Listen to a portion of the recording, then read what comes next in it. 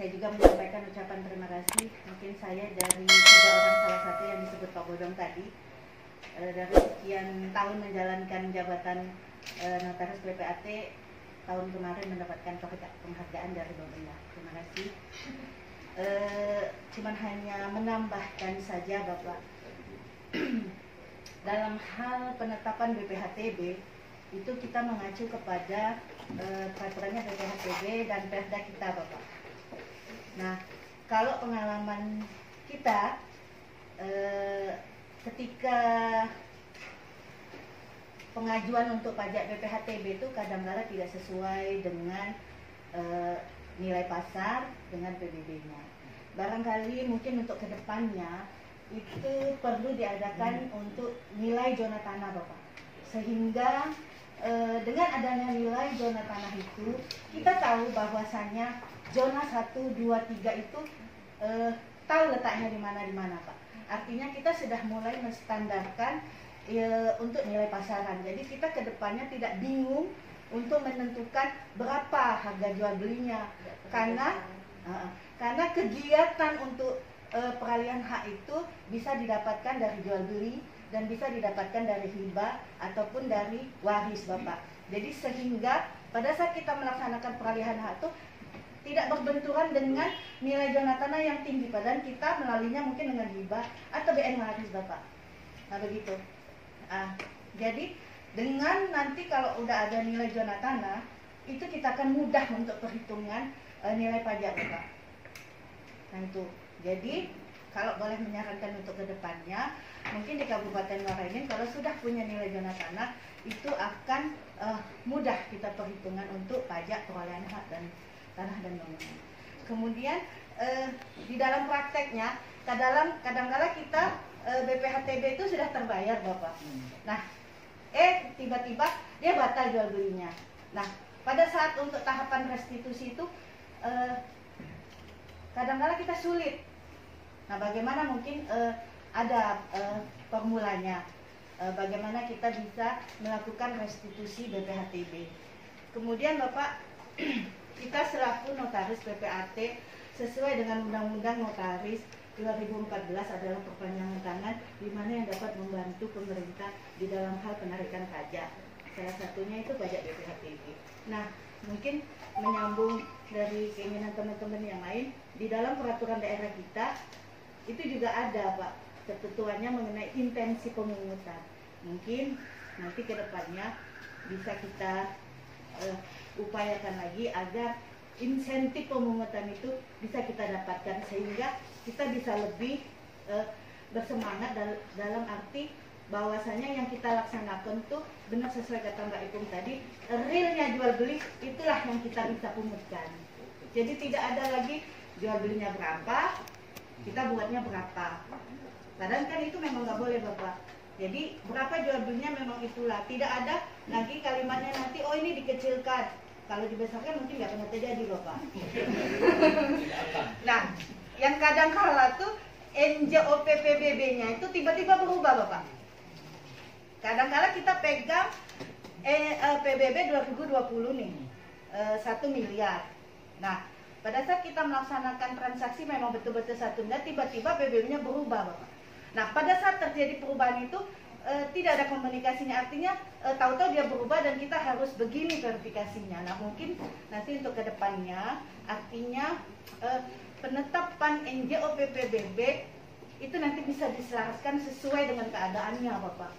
Artinya mungkin PR-nya lagi bahwasanya penetapan NJOP PBB itu tidak hanya berdasarkan oh ini besar harus besar sesuai dengan misalnya keadaan di sini harus besar, nggak begitu Bapak.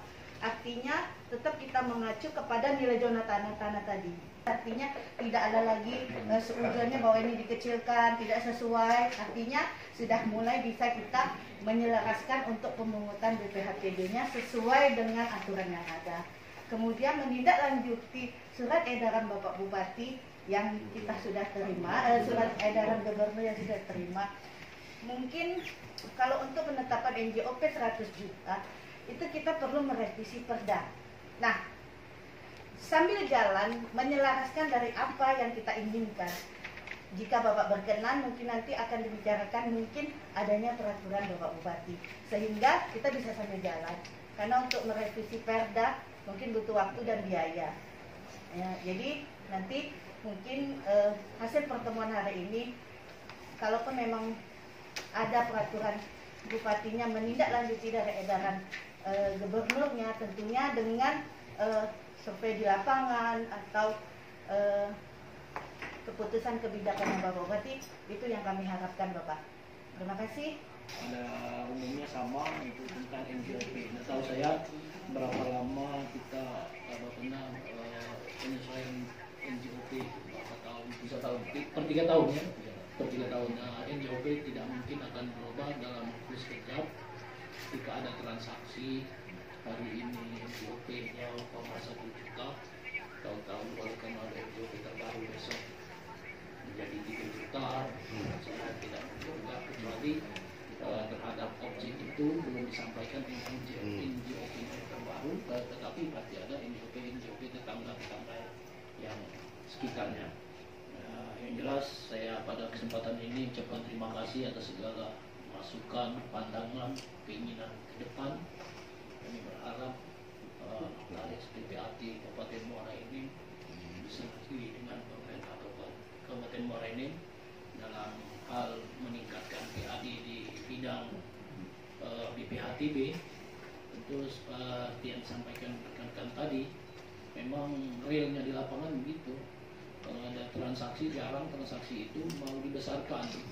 Sedikit sekali, mungkin ada kepentingan orang yang mau pinjam dana bank ya, kecuali daripada itu mau dikecilkan dong.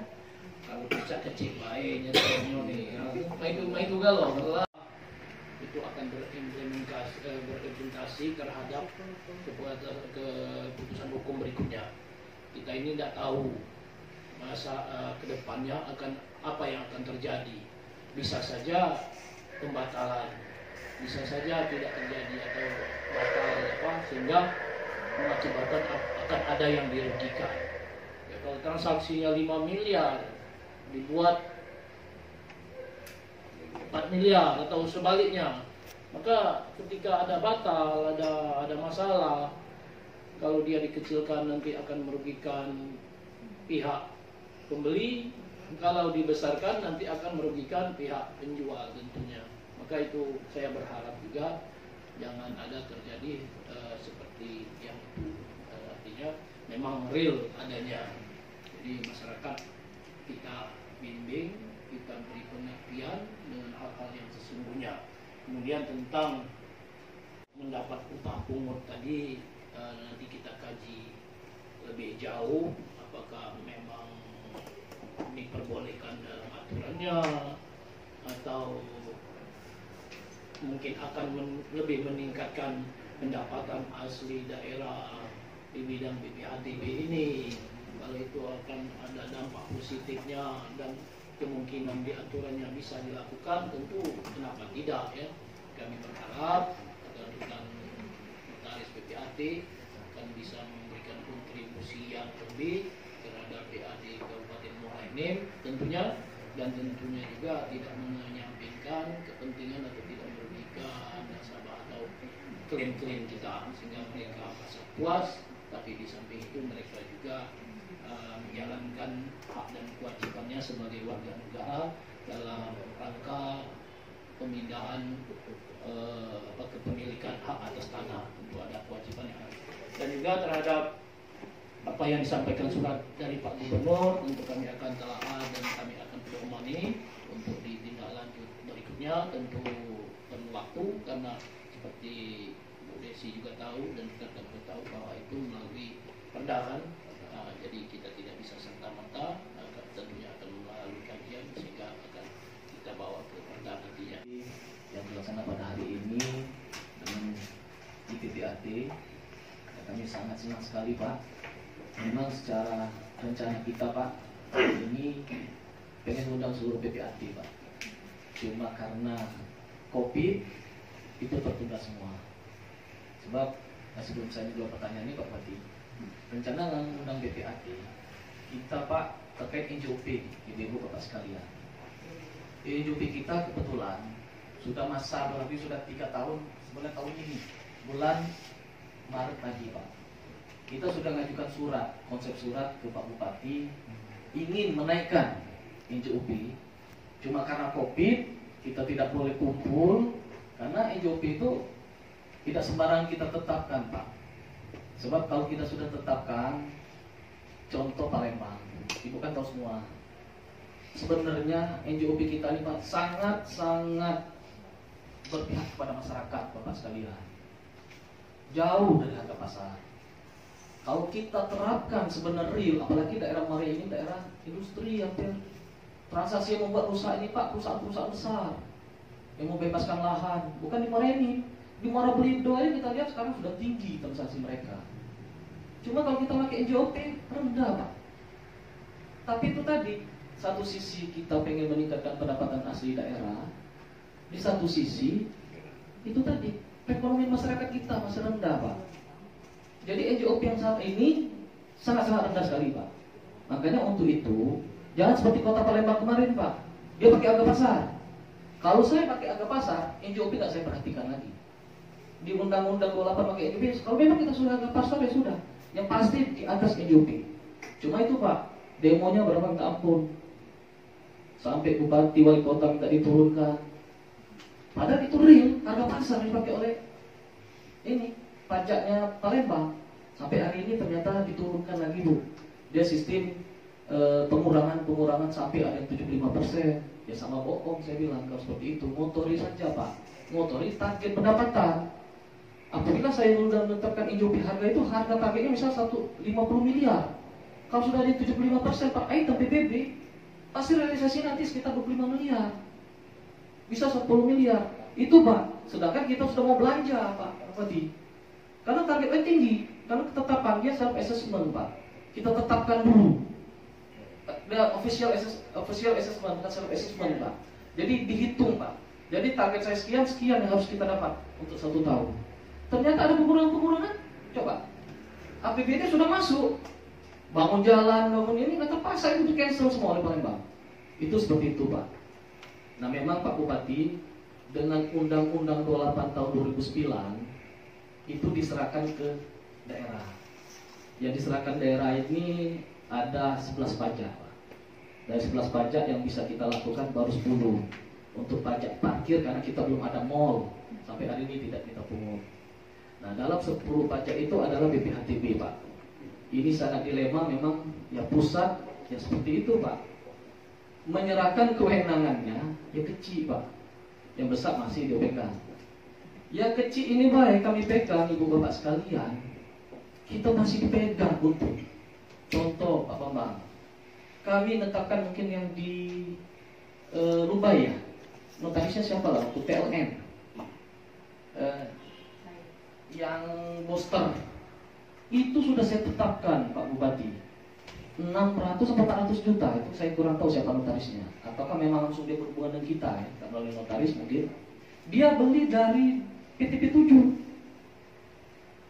Apa Pak? Sampai hari ini ada surat dari PLN, dari Menteri Keuangan, kami tidak boleh memungut. Kenapa? Itu untuk kepentingan umum. Saya berdebat Pak sampai di Jakarta. Ada BPN, kita BPN juga, ini kebetulan ada BPN, surat yang SK Menteri ATR itu membolehkan Pak bayar BPNTB, itu karena kewenangan daerah, bukan kewenangan pusat. Cuma seminggu orang itu mau bawa duit 400-600 juta, batal Pak. Karena apa? Keluar surat dirjen. Di Jakarta saya marah Pak. Saya bilang begini, saya ini bukan orang hukum. Saya ini dari dusun, tidak ngerti hukum. Tapi kalau ada SK Menteri, masa dibatalkan oleh surat dirjen? Saya utus Pak, kabit sekretaris saya, Pak Usin waktu itu. Coba kau cek di ATR, nomor surat ada nggak? Kok bisa seperti itu? Cuma ya itulah kita. Nah ini keluar lagi Pak dari Menteri ATR, kalau nggak salah ya BPN ya, bahwa PLN tidak dikenakan surat PLN. Seperti itu Bu. Padahal itu jelas-jelas itu dulu tanah PT7. HGU bayar BPTB kan Bu ya, PPH dia bayar.